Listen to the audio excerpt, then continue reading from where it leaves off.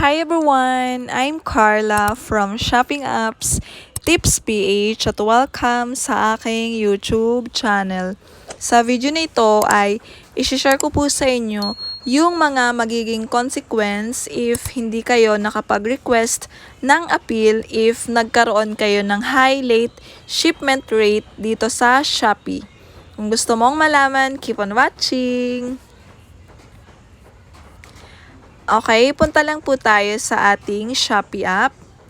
Ayan, nandito na po tayo ngayon sa ating account health. Yung account health ko po is good kasi meron po tayong 6 penalty points. Yon. I-click lang po natin itong 6 penalty points.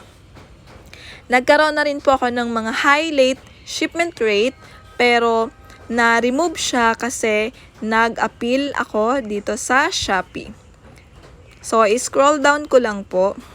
So, yon, ito po pala yung aking 6 penalty points. Nag-start po siya nung, yung pinakauna ko po ay nung April 14. Ang next naman ay April 28. And then yung huli ay nung May 5. That time ay hindi ko pa alam kung paano mag-request or mag-appeal ng high late shipment rate para ma-remove. Pero ngayon, natuto na ako, marunong na ako mag-appeal. Meron po pala akong tutorial if paano mag-appeal kapag nagkaroon ng high late shipment rate. So, storytelling lang, kaya ako may 6 penalty points kasi sa Shopee listings namin ay meron akong stocks na nilagay. Pero sa actual, wala po talaga akong hawak na on-hand na product. So, nung order na ako sa aming distributor, wala din pala kasi yung product na yon ay talagang out of stocks siya sa lahat. So, yun, nagkaroon ako ng mga penalty points. Pero iwasan po natin na magkaroon ng penalty points kasi meron siyang mga punishment kagaya ng deboost listings, no shipping subsidies, and unable to join marketing campaigns. And then, sobrang tagal din pala bago maalis yung penalty points kapag hindi tayo nakapag-appeal. Kagaya po ng sa akin, nag-start siya nung April 7, 2025, Monday. And then, mag-i-end siya today, July 6, 2025, Sunday. Sana, tomorrow, pagising ko, ay wala na itong penalty points na 6. Kasi, yung account natin ay good. Dapat maging excellent siya para maka-avail tayo or malagyan tayo ng badge na preferred seller. Kasi meron din pong benefit yung pagiging preferred seller. So, i-explore lang po natin itong account health. I-click lang po natin itong may question mark dito sa right side, sa taas. Ayan.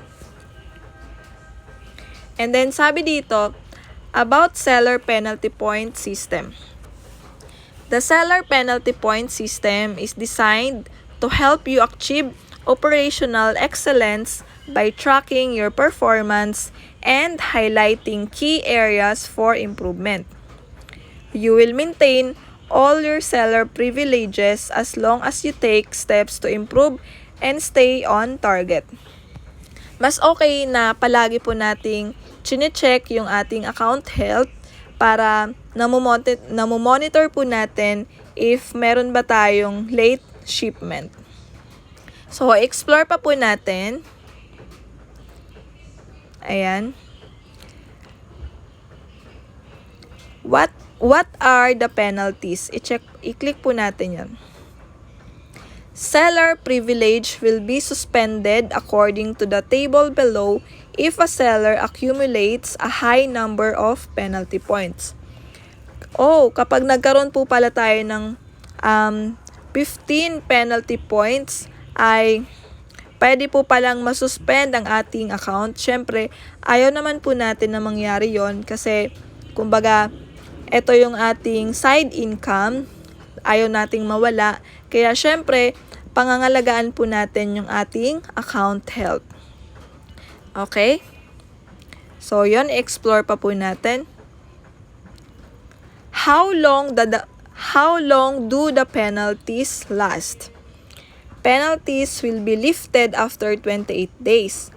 Penalized sellers will regain their privileges as long as they take steps to improve and stay on target.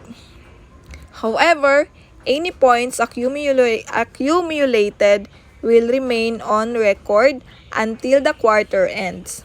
Points will reset to 0 at the start of each quarter.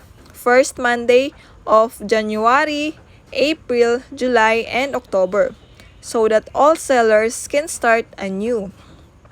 So, yan, meron din po palang mga example. Ayan. So, yon, explore pa po natin. I-click naman po natin itong submitting an appeal for penalty points received. You can submit an appeal to remove any penalty points issued to you if you have reasonable grounds to believe you are not at fault. We will remove the penalty points issued and restore your privileges if your appeal is successful. Selected sellers can submit penalty appeals via account health on Seller Center. So, by the way, meron po pala akong tutorial about kung paano mag-appeal sa Shopee if ikaw ay nagkaroon ng high late shipment. So, yon.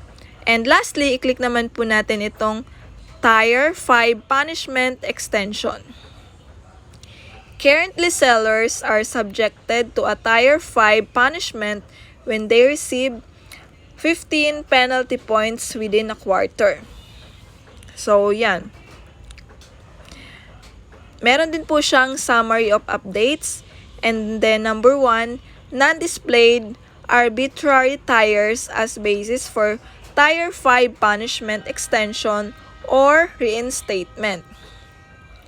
And number 2, punishment for arbitrary tiers administered the same as current Tier 5 punishment.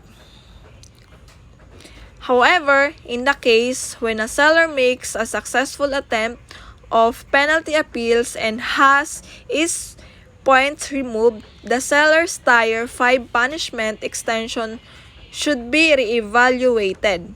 Some scenarios are provided below for further explanation.